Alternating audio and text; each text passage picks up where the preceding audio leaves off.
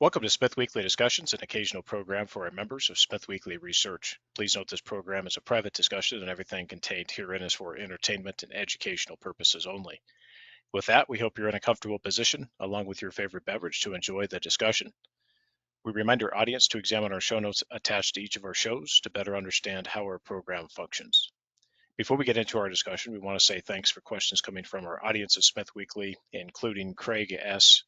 at TDG_13, Brian B., Jackie A., and at Stellar Nukes X. On the program today is a returning guest. Mr. Murray Hill is back with us to update. Murray is the managing director and CEO of Elevate Uranium, a Namibian-focused uranium project developer and exploration company advancing various stage projects, including its core Copies Uranium project in the Orongo Uranium District in Namibia. The company also has exposure to Australian uranium exploration projects in Northern Territory and Western Australia. Elevate Uranium is listed on the Australian Securities Exchange under the symbol EL8, as well as on the US OTC markets under the symbol ELVUF.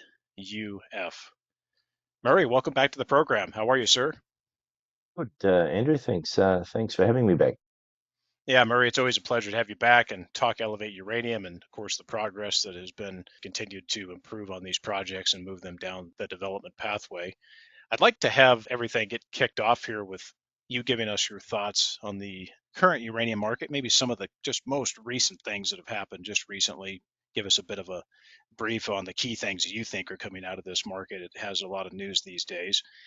Also, sentiment for the junior companies, which is a bit of a disconnect, I would say, and other things of note that you're seeing out there. There's a lot in that, isn't there? Being based in Perth in Western Australia, every time we wake up, there's something more exciting about the nuclear and uranium sector. I mean, I'd read only, 2 months ago that by 2030, the US, 9% of the electricity would be consumed by AI or data centers. And now we're really seeing that come to fruition. I mean, 3 Mile Island and the announcement with, Microsoft, Google, Amazon, it's just continuing. So uh, all these AI centers, data centers, are going to be offline. So power provided off the grid. So they're not providing it into the grid. It's just dedicated to those facilities. So that just gets better and better. The story around a lot of the Kazatomprom uranium going through to China means it's not so much available for the Western world. And then talking to investors about what's the best jurisdiction to be in for uranium, and a lot of them are coming back to Namibia and saying, look, it's such there's very, very low geopolitical risk. It's a great jurisdiction. It's been producing uranium for 48 years, the world's third largest producer, only country in the world with a dedicated uranium association. Just so many, and even recent history, in the last 16 years, we've had 3 mines being developed, 3 uranium mines. And then in the last 12 months, 2 more licenses granted for mines to be developed. So it's a fantastic jurisdiction. It's a lot simpler than operating, say, for instance, in Canada with some of the Indigenous issues there, and certainly some states of Australia have Indigenous issues and government issues that government's not allowing uranium mining. So Namibia is a fantastic jurisdiction. We're glad we're there. Love for resource stocks. Yeah, there's been over the last probably 8 to 9 months, there's been a sort of separation between the uranium price and the price of resource companies, particularly exploration companies. And notably, I look at the ASX, not so much other exchanges around the world, but you're really seeing it where that has to be caught up one day, and I can see it happening fairly soon. So where we've dropped some sort of, we were sitting at 37 cents or something yesterday in Australia. Um, we were double that sort of 9 months ago. Does that mean that in the next 2 to 3 months we're probably going to be double what we are now, back to where we were, and heading north as uranium price heads north? Because I can't see the uranium price sitting at the current $83 or in that sort of band between 80 and 90 for very long. The demand is just getting stronger and stronger. The story is getting stronger. There's more companies backing nuclear. So I think we're going to see continual improvement in the story, and how much better does it get in terms of nuclear and uranium? And we're going to see us, as we're delivering, as you said, we're delivering a lot of results, particularly out of Namibia, because the focus has been there, because it's an easy jurisdiction to work. we're going to see us catch up to the spot price, and which is going to keep trying to get away from us. So I think our market capitalisation is going to be racing north fairly quickly over the next 6 months. Murray, thank you for that. Yeah, it's an interesting one just in the sense that when you look at Namibia, at least from our initial glance at records, we'll have more on this in an upcoming letter to our members, but that the Namibian focused companies, specifically the developers, and if I can use the word name brand, and that would include Elevate, in Namibia, have had some pretty impressive returns. And when you compare that to the rest of the global jurisdictions for uranium, you'll notice that Namibia is quite well respected, and that a lot of the heavy returns are actually flowing out of Namibian-based, Namibian-focused companies. That was an interesting one that we came across as we were updating records recently. And so after, I don't know, Murray, a good 11 years, 12 years possibly of bad news for the sector, we're starting to enter just a 1 to 2 years in of good news. So it's probably more to come, I think, is our speculation at this point. So I appreciate the comments. I also understand that you'll be at the Global Uranium Conference in Adelaide, which starts this week, representing Elevate Uranium. Talk a little bit about your expectations there for the conference this year versus the past few years, because you've, of course, gone, and then also going back to the days of when OzM branded the conference. It's an opportunity for the uranium sector and nuclear to get together in Australia, and we're bringing in, companies from the US. Energy Fuels will be here. A few others will be here. Orano represented. So there's a lot of nuclear uranium heavyweights here as well. So it's a good opportunity to sit and talk to others about what they're up to. But at the same time, they're introducing more investors to the conference. So over the last 2 years that it's reinstated after we had a sort of 4-year hiatus due to the world doing other things and not traveling much. We're seeing more investors coming along. So on the plane from Perth yesterday across to Adelaide, there was a number of investors on that flight. So it's certainly sort of there's a lot of appetite for investors in Australia for uranium because they're looking around at what else is there. I mean, lithium's gone terribly over the last 12 months. So they're looking for good investments, and uranium is a very good investment. So it's a lot of opportunity to talk to peers, see what they're up to. Maybe there might be a few deals done. You just never know. And the other one is, more investors coming along to the conference, which is important for the sector. And then, for investors, what a great opportunity to come and talk to all the uranium companies sitting together and listening to some of their presentations. So it's a good time for us to get together. Well, let's get into updates for the company.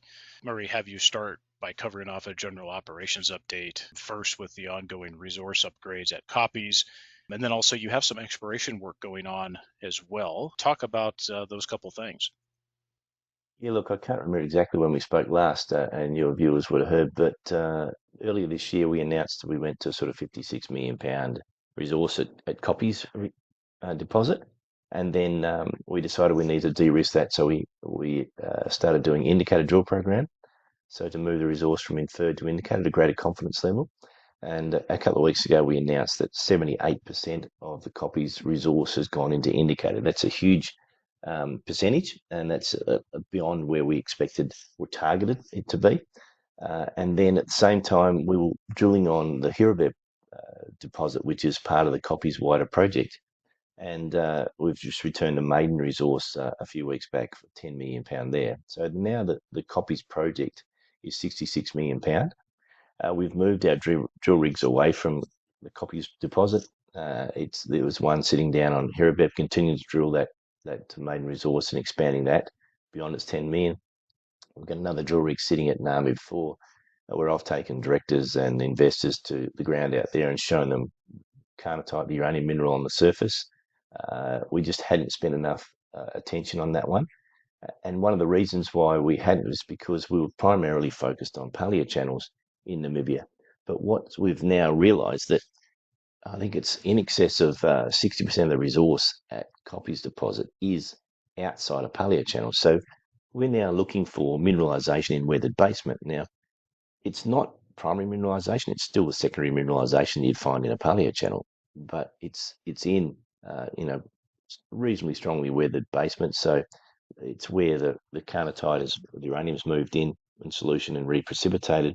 It's all very, very shallow, predominantly within about sort of 20 metres of surface. In fact, the Coppers resource itself, 50% is within 7 metres of surface and 95% within 18 metres of surface. So really, really shallow. I'm sorry for your listeners, I'm talking metric, but I know metric better than I know the old scale that you blokes use over there. So what it's really exciting for us. And what it's done is it's opened up additional exploration potential in Namibia for us. So rather than just looking for paleochannels, which are found by EM, both airborne and ground, we're now looking for weathered basement, which is a lot harder to find. You don't pick that up in any EM. So that's refocused our attention down at Namib4. We've been drilling outside the paleochannel and finding mineralisation down there. So that's, we're expecting something further come out of that. We're also drilling up at Capri in the central Orongo area, and we're getting results out of there. It's following up on previous mineralisation.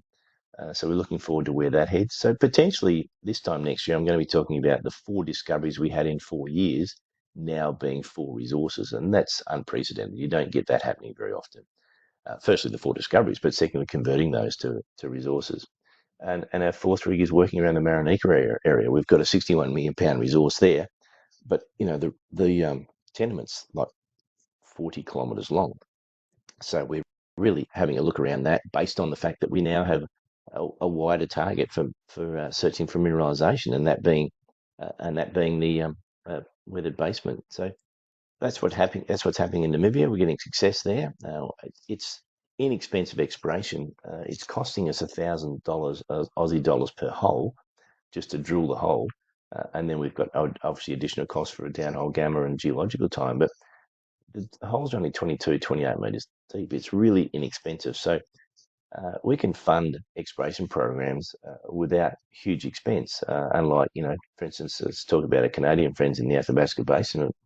I don't think they could do anything for $1,000. Probably couldn't even talk to someone. So some holes cost, close to $1 million. It's so much more. It's so much easier to explore in Namibia, and we're in the desert, so we haven't got vegetation we've got to worry about to getting around. It's fairly flat surface, so it makes it relatively low cost exploration for us. So then, yeah, we haven't done much in Australia this year. We're planning to do work on it next year. We've just completed a capital raise, which I'm sure you'll ask about me shortly, and that's going to fund some continued exploration in Namibia, but also do some work in Australia. Namibia has some very positive features that people have forgotten about. Even if you don't have the best grades, which Namibia doesn't compared to maybe some of its peer countries, you can do a lot with that. And you certainly have some big scale there. And that's been proven to work fine if you just look at the history books for Namibia and uranium. But one of the other things there, along with the work you are doing in-house, of course, in Namibia, over in Australia, you've got the company reported results on the big early exploration partnership with Energy Metals, where Elevate owns about 21% interest, if I'm not mistaken. Just talk about those results and how the parties are looking to seek follow-up and continuation on these results.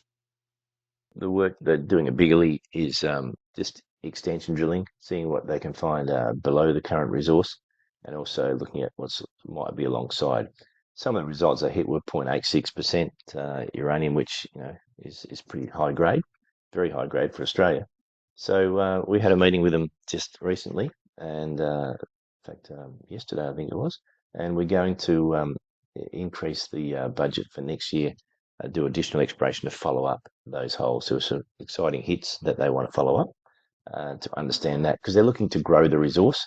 It's about a 21 million pound resource now, so looking to grow that. So that's what we focused on next year for that program. It is more a seasonal program than it is in Namibia. We can drill 365 days a year in Namibia, whereas Australia is a bit more seasonal. And as you point out, Namibia, so Rossing have been operating since 1976, so that's 48 years of continuous operation, the longest continuously operating uranium mine in the world, and it's now running at something in the order of 320 parts per million.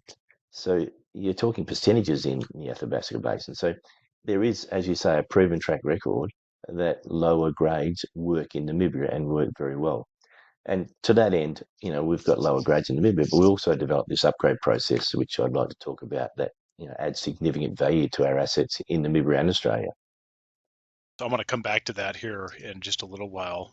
And I want to come back over to Copies because of course, recent news there at Copies. But talk about the current timing as you see it here with respect to further economic studies, and of course, assuming this project is moving ahead to development, which we, of course, do see that that's happening with permitting, of course, in front of us. Where would you say the project fits for Namibia and its list of projects in terms of timing? And if all goes well with good market conditions, which is also expected, is a project like Copy seeing potential production by, say, prior to 2030 if you were to build everything yourself? Or how do you see Copies really falling into the schedule here? The thing about copies compared to, so let's compare to our peers, so DPLO, Langer Heinrich, Bannerman, they bought their deposits. Someone else had discovered them many years ago. For instance, Tumis and Oceananis for DPLO and Langer Heinrich, they were discovered in the late 70s, early 80s by General Mining, who morphed into Gencor. Our copies project, we discovered it. So yes, we'd been guided by General Mining where they thought there was might have been some mineralisation and they were targeting to drill there, but never did. So we're a step behind them because we had to discover our resource. They've simply bought it and expanded on that. So what we've now got is we've de-risked. The first stage of de-risking is to take it to indicated stage. We've done that, and now we are working on a bench scale metallurgical test work program using our upgrade process, our proprietary upgrade process. We excavated 8 test pits at the Copies project earlier this year, where we collected bulk samples down to 6 meters, and we've moved them across to Perth for testing. So that testing is in progress now. That is going to lead into the design and construction of a demonstration plant, which will be constructed in Perth and then freighted across to Namibia, located in Namibia. And we're hoping that sort of mid next year, we're able to get it in Namibia and start operating it on the Copies project. Probably 2 to 3 months of operation of the demonstration plan on Copies ore, and that'll lead into a study which we hope to complete by the end of next year. So each of these stages have an overlap because we pretty much know what the demonstration plan is going to look like. We've tested every Namibian calcrete ore, not just our own. The only one we haven't tested is Copies, or we've tested 3 ores around it, so we have a very good indication of what's going to happen. So they're all going to overlap each other a bit, and even the study. So that then will feed into where do we take the project from here. I think we'll be in production by 2030. We're 4 to 5 years away in reality, but then our peers who've studied their projects to death, they're probably 18 months to 2 years away from getting in production anyway. So we're not that far behind them, and we're catching up very quickly. And we think that because we can reduce the mass to be leached with our upgrade process from 100% down to less than 5%, we're expecting the capital cost to drop by 50%, the operating cost to drop by 50% compared to our conventional processing on these style of ores. Then we think we're going to have some excellent financial results coming out of the study that will really accelerate our development path and into production. And just with following up on maybe some alternative routes for production of Copies, are you guys still looking potentially at maybe third-party processing of material, or do you see really that it makes more sense for the company for best value just to proceed forward with the upgrade process, build what you need on site, and just get everything in your control? Is that basically the focus at this point? We've still got that option there to go to a third party. When we consider that a uranium deposit needs to be greater than 30 million pound to support the construction and operation of a refinery producing yellowcake. So when Copies were sitting at 20 million pounds sort of 12 months or so ago, we're thinking, well, we probably need a third party to take the concentrate. Now it's sitting at 56 million pound. We just added another 10 million from Herabeb. We've now got scale, we've got the mass to do it ourselves. So we're expecting that we'll probably do it ourselves, but there's still the option that, maybe one of the third parties in Namibia gives us such attractive terms that we couldn't knock them back. And that potentially reduce our capex to build. But more than likely, we'll go and build it ourselves and have a refinery producing yellowcake. But that sort of hub and spoke that we've touched on in the past, whereby we take that concentrate to a facility that has been operating for a long period of time and has capacity in their refinery. there's that hub and spoke can be applied to our projects. Now that Copies are 66 million pound, there's no reason why that can't be the hub, bringing concentrate from our other projects into Copies itself. So it really does open up different avenues for us to develop our individual deposits and projects. And we're excited about that simply because we have very much full control of where we're heading. But we have options that, if they don't we're not satisfied with the conditions of those, then our fallback is just to go and do refinery and produce yellow cake ourselves and be, we're looking at possibly producing 3 million pound per annum at Copies. So that puts us in the top 10 global producers outside of, Kazakhstan. So we'd be a significant player in the market. And I think that's where some of our investors have seen that our market cap is sitting at sort of 120 million Aussie versus our peers at, over a billion. They're seeing there's a huge potential for a growth for us in terms of market capitalisation. So I think the re-rating of the Elevate stock will occur once we've completed this demonstration plan on Copies and the study surrounding that, and that'll really demonstrate that we've got a world-class asset that is going to produce some excellent financial results for us. And I think there's some potential to blend that approach as well. If there is an offer that makes sense to take now to help build up some cash flow and get some of that done early stage, I do think that can make some sense. And so really appreciate the thinking on that, how you guys are looking to approach this. On the beneficiation process upgrade and the use at Copies, obviously you guys will do a field trial and work on that and continue to prove up that specifically with the Copies deposit. Talk about that more so in terms of maybe what you guys will be looking for in terms of head grade, and then just give us a context on how that would look maybe without upgrade. That way our audience can understand, hey, this is actually a nice added feature here if everything works well, which of course with this type of material it should work quite well. But just talk about the comparison of upgrade without using it, and then of course using it at Copies as an example. Yeah, look, the thing about the upgrade process is what it does is it looks at the minerals present in their associations, and rather than trying to concentrate uranium, we look at the gangue minerals, the minerals that don't contain uranium, and we focus on their properties and concentrate those and then throw them away. So it's very much counterintuitive, and it's hence innovative and patentable. So we've got 3 patents around the world on this process in lots of jurisdictions. And because we reject so much mass, we end up with less than 5% of the mass going to leach. Now, leach is the highest unit cost operation in a uranium processing plant. So if we can reduce the mass to less than 5%, you can imagine the capital and operating costs are going to be substantially less. But say, for instance, if you're producing 3 million pound per annum, we're expecting that if you use conventional processing, you're probably about 400 million capital. And we're talking US dollars now. And then, their leach circuit's quite big. They're then coming out of their leach circuit at 300, 400, maybe 500 ppm, and then having to increase the grade of that pregnant solution to plus 12, 10 to 12,000 to go into the refinery. What we're doing is we're coming out of our leach circuit. We're going into a leach circuit at 10,000 ppm. So we're taking 200 ppm grade at Copies to 10,000 ppm. That then feeds into a very, very small leach circuit. We'd fit half of it would fit in this hotel room I'm sitting in now. It's so small. And then that comes out of our leach circuit at about 10,000 ppm. So we don't have to spend all that money trying to get the grade up before it goes to refinery.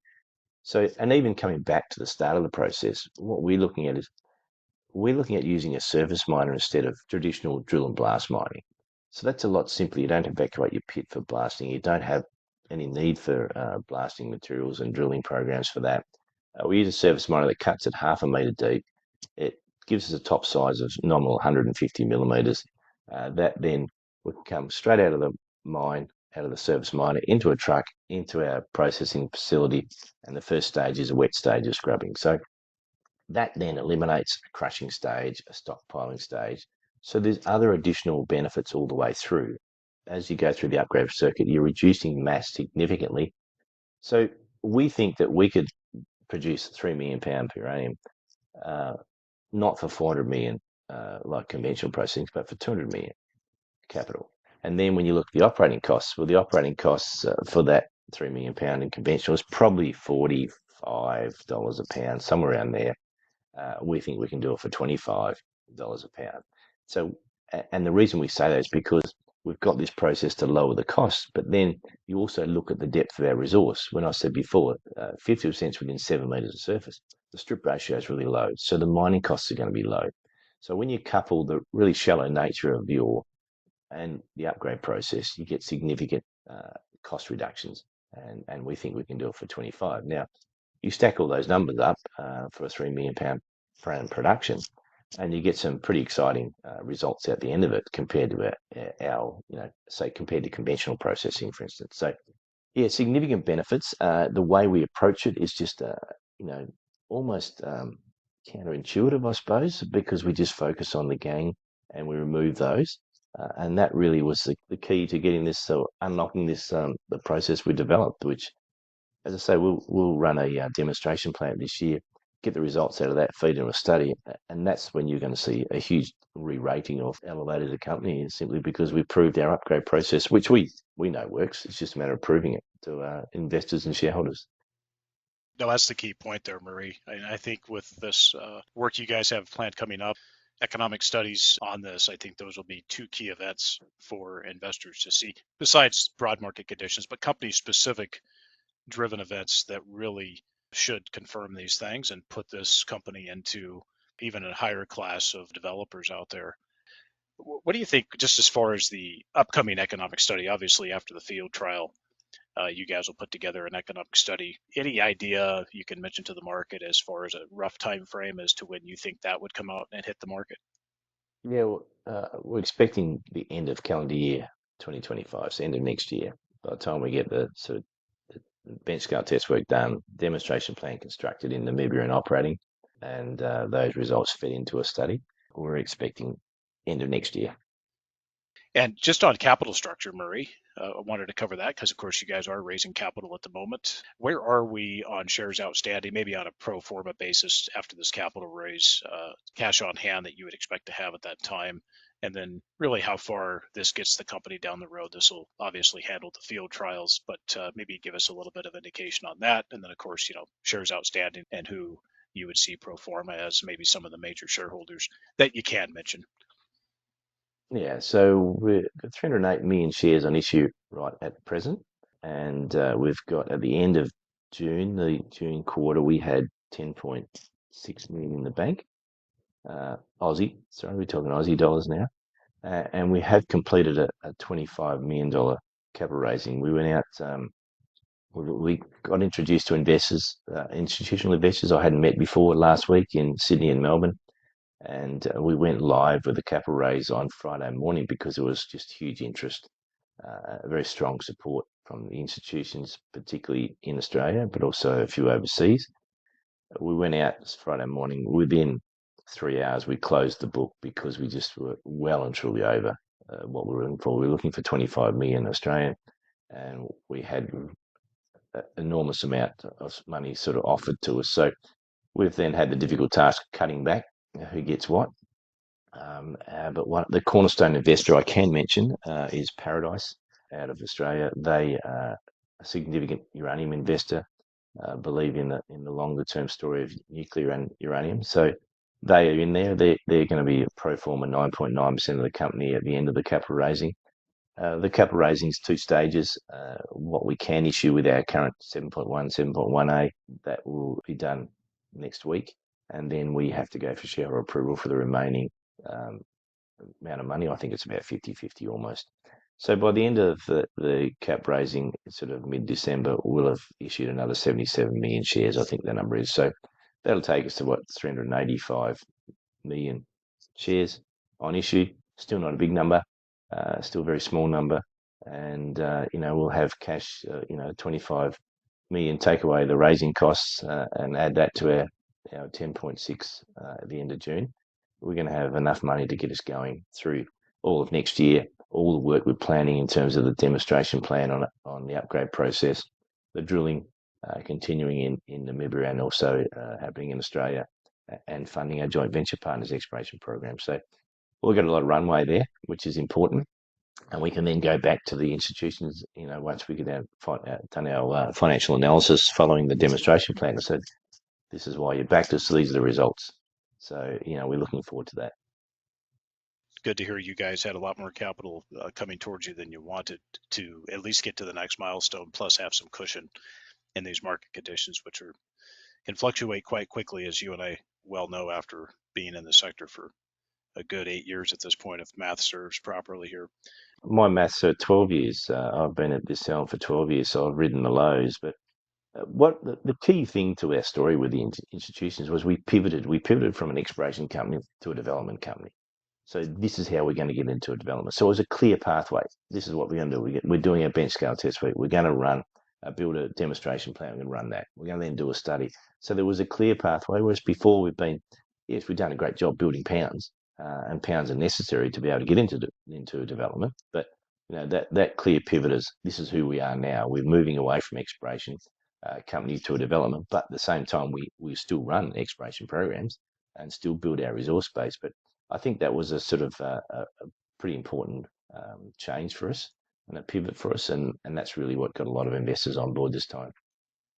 Yeah, you've definitely been at it longer than we have over here on this cycle for sure, Murray. So appreciate you sticking with us. And it's been a long period of time, actually, now looking back at this. But nonetheless, it seems like it was not too long ago. But I couldn't believe it at this point. It's been 8 years that we've been in the sector doing work as well. So one of the other things, Murray, as you guys come into development here, is of course that community acceptance of this project. And of course, Namibia is one of those places that is quite open and very accepting to mining projects, as I think a lot of Namibian folks realize that it's very key in their country to have these development projects. It adds a lot of wealth, whether we're talking gold, diamonds, oil and gas now, offshore, possibly onshore, uranium, which is one of the longest running extraction industries within Namibia.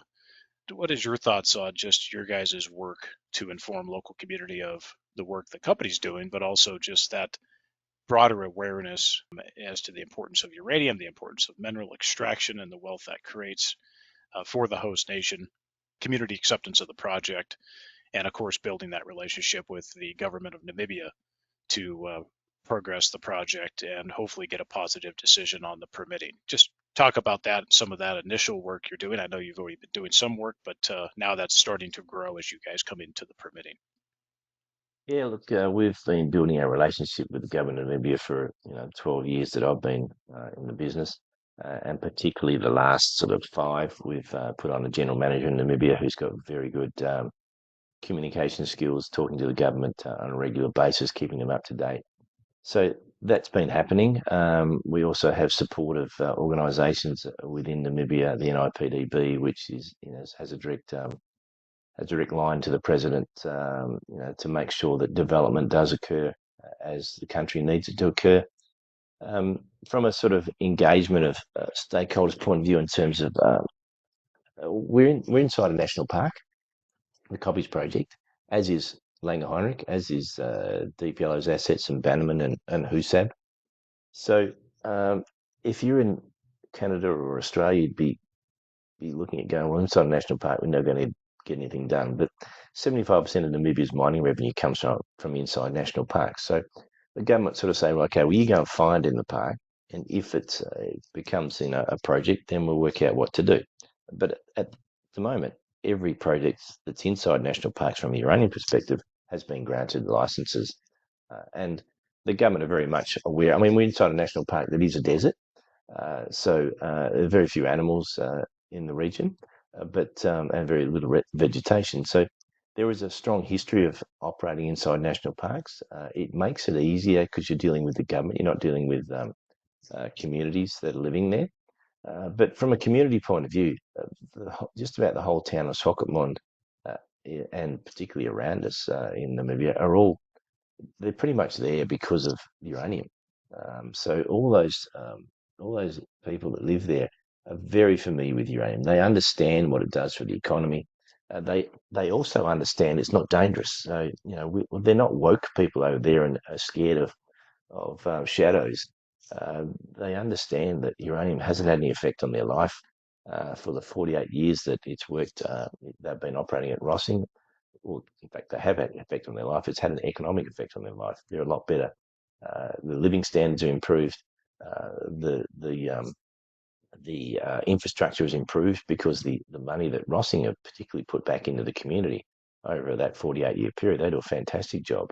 Um, so it really, excuse me, it's we don't see any issues with building that relationship with the government.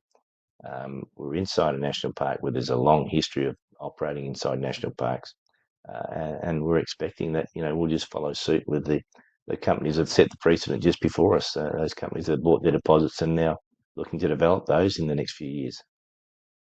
Murray, thank you for that. That's always a good area to talk about and to see what you guys are doing out there to help gain that acceptance. And I can tell you, certainly it is generally easier.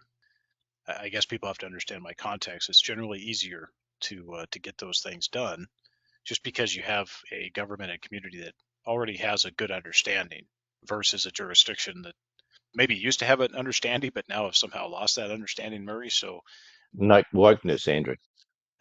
sure, it's too bad. And I think it reinforces, in the case of Namibia, it really reinforces yet again some of those positive features that people probably discounted when they looked at Namibia and they came across, oh, it's not high enough grade or the costs are too high. Obviously, you have to study the history there a little bit to understand how it works. And so I appreciate your comments there. And of course, the work you guys are doing there to make sure that everything flows through, hopefully one day, right, to cake in a can. So appreciate the comments there. Murray, well, that's all I had for today, but any other final comments or areas that you'd like to address? And of course, as we wrap up, for potential investors who are listening in, the company has a market capitalization of about 125 million Australian dollars. Why should Elevate Uranium be considered within the institutional, family office, and retail investors' portfolio at this important stage for the company? We have a clear pathway to development now. We've got a process we developed in-house that's patented that we're going to do a demonstration plan on the Copies project. We're very confident of the outcomes of it, and that will prove to investors and shareholders that this process works. And then moving into the study phase after that will demonstrate that what we've been saying for many years is that we can reduce the capex and opex compared to conventional processing. So that's the clear pathway we've got for development. We're looking at becoming one of the top 10 producers in the world, as I say, outside the sort of Kazakhstan and the former Soviet Union. So we're going to be a significant player in the market, and we've got a clear pathway to do it. But at the same time, we continue to build our resource base. We've had 4 discoveries in a period of 4 years. I'm expecting that we can try and increase that to sort of 5 or 6 discoveries. But 4 of those discoveries we expect to be, 2 of them are currently resources. We expect all 4 to be resources in the next 12 months. So we're really, our exploration programs have been successful, and I expect it to continue to be successful and add pounds to our projects. So we've got a pipeline of not just the Copies project at 66 million pound, but that grows and we bring other projects into that pipeline. That's in Namibia. And then, of course, we move across to Australia, where upgrade also makes a difference to our projects, and we're going to do some drilling on those to understand those better. We've got the Minerva project which was discovered in 1978, hasn't been drilled since. There's 10 holes with greater than 10,000 ppm. They're huge grades, so we need to understand that better. So we're going to drill on that. We're going to add to the sort of drilling down at the Angela project, 31 million pound there. So, and our joint venture partners continue to explore on their and trying to add pounds to their resources. So there's a lot happening for us, but we are, focused now on development whilst maintaining our strong and historically successful exploration program. Murray, what is the best way for folks to contact the company? Look, I receive emails, info@elevateuranium.com.au. I respond to every email, whether I respond to them by email or phone them. I always they can contact me that. Contact details are on the website, elevateuranium.com.au. We look forward to any questions, and I look forward to answering those questions. If anybody's got any queries as to where we're going and why we're going that way. Murray, thank you for the time today. We'll continue to follow company progress, and we're excited to see what happens here over the next 12 months with the company and, of course, the uranium market. And as always, you're welcome back anytime to update. Thanks, Andrew. Thanks very much for that.